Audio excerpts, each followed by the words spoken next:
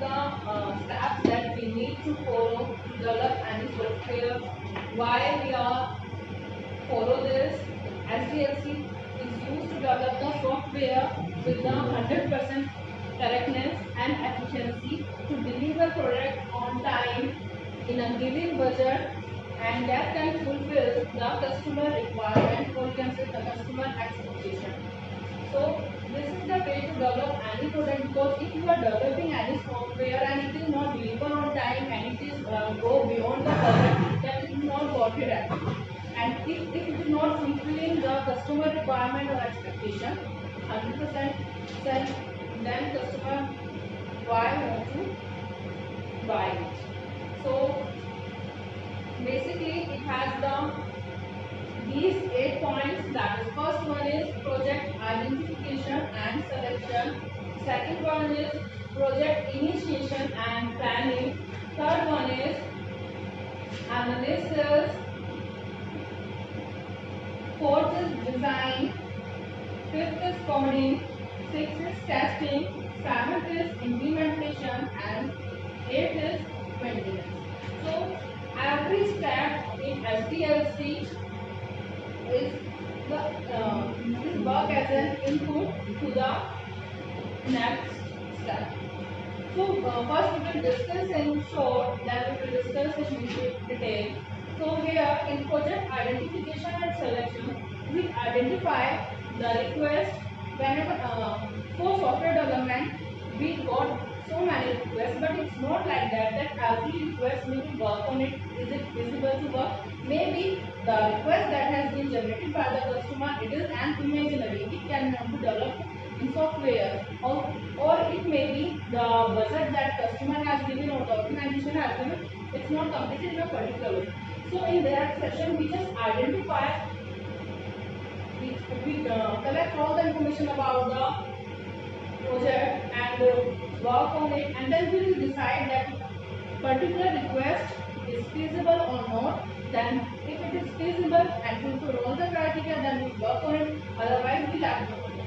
Then in project initiation and planning, when we have done this step, means we have decided to work on a particular project and it was feasible to work on it. Then we start the project and we start planning about the project, how it will start and how we will develop it. We will decide the team, and so many things are to be done in this team. We have collect all the information related to a particular project, and then we decide the team and we decide the time and so on. Now analysis is all about the project, that we will do all type of analysis, all the information gathering in this part, and define that the project is going to in a this direction. Then in designing phase, whatever is the analysis, we develop a model of that particular project. यहाँ पे हम उस particular उसको हम एक model में convert करते हैं, एक स्ट्रक्चर मॉडल में कन्वर्ट कर रहे हैं, और यहाँ पे कोडिंग सेक्शन जो हमारा स्ट्रक्चर मॉडल था उसको हम लॉजिकल मॉडल में कन्वर्ट करते हैं. We will convert into a logical mode. Means we will start coding, or you can say we will start creating the programs on it. In testing, if in short we will say that we will test our जो भी हमने यहाँ पे coding की है, जो हमारा project है उसको हम यहाँ पे टेस्ट कर रहे हैं कि वो पर्टिकुलरली वर्क कर रहा है, each module of the project is working properly or not. If it is okay, then we will move to the next one. Otherwise, we will do the correct. For जो भी changes हैं, we will do that changes. In implementation part, we will implement our software at the user side. ठीक है, implementation में ये होता है कि जो user side है उसमें हम अपना project जो है, जो अपना software है वो implement कर देते हैं. And in maintenance is provided at the user maintenance. When we have implemented the project, maintenance is if user is facing any problem or user want to change anything, then that has been done in that part. Now detail, what is a project identification? I have told you this is all about it. इसमें there are three parts in this. In project identification and selection, we are having three parts: request, clarification, feasibility study. There are three parts: request,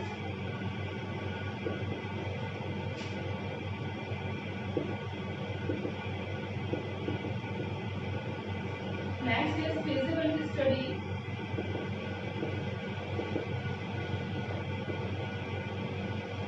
and C is request approval.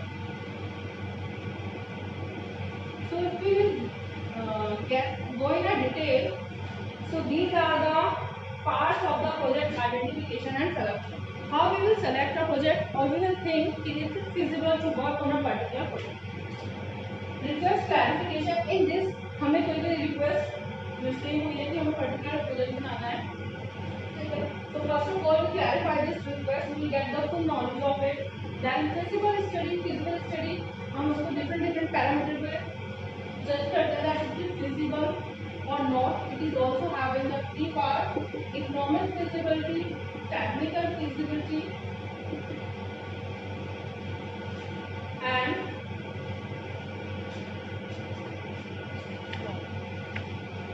operational feasibility.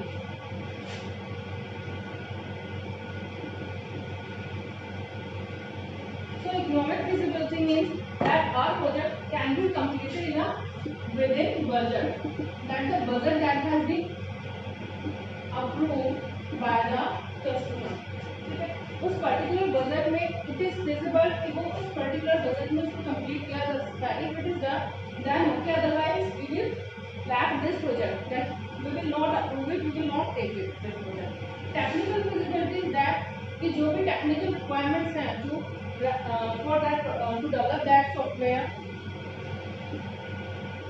Technical requirements वो तुम fulfil करते हो और नहीं, कि तुम्हारे पास वो सारे टूल्स एंड टेक्नोलॉजीज हैं to build this product. If it is okay then you can work on it. Otherwise operational feasibility, that all the operation of that particular जितने भी एक्सप्लेन है that you can explain here. जितने भी तुम्हारे operation है that related to a particular project you can do it. So if it is operational, technical and economical feasible, then you can continue this project, otherwise not. Then in the request approval, what we will that you have clarified your request, you have done the feasible study, and then you have approved the request. Now let's go to the next point, that is project initiation. As I have explained that in project initiation and planning, that we will initiate the project and start planning about the project. And now analysis, we will all the analysis will perform related to the project in this area, and then we produce a model of the project in this design phase. Then we will start coding and we convert our structure into a logical model, and then our logical model we will test this. If it is okay, then we will implement this at user side. And when we are talking about the maintenance, then there is a 4 parts of maintenance here, that is corrective maintenance, adaptive, perfective and preventive. So let's discuss about the parts of the adaptive maintenance here. The A part is adaptive maintenance.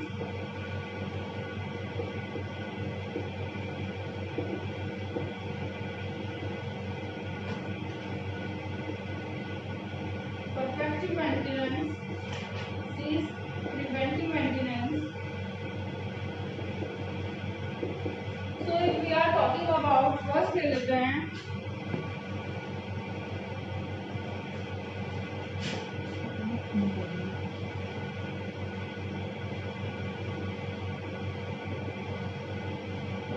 adaptive maintenance. Adaptive maintenance is that कि अगर after the delivery of the project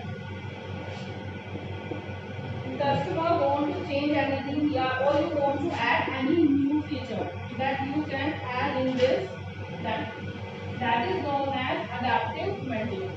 After the delivery of the product, customer wants to add some more feature that or वो suggest करता है तुम्हें कुछ new features that you can add into this. That is known as adaptive maintenance.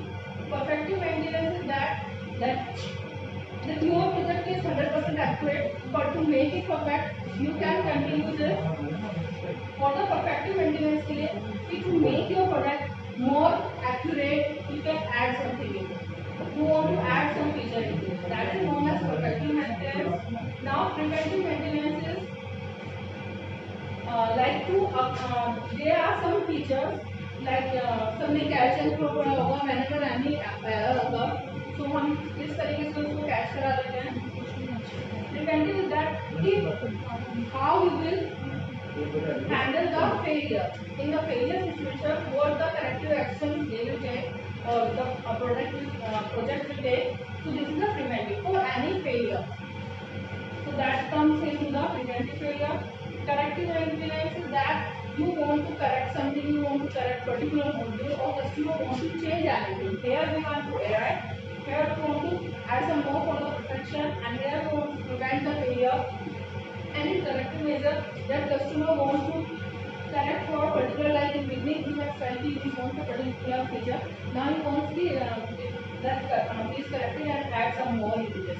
So as the name specifies, corrective maintenance is for correction. That's all about the SDLC. I think all the steps are clear to you. First is project identification and selection, जिसमें हमारे 3 parts थे. ठीक है, request, clarification, feasibility study and request approval. उसके बाद हमारा project initiation and planning. सबको पता है initiate and planning करना. उसके बाद analysis और project in a deep flow. And then design your whole product. एक मॉडल हम कंस्ट्रक्ट कर लेंगे. लाइक इसमें हमारे बेसिकली आते हैं हमारे DMDs, ER diagram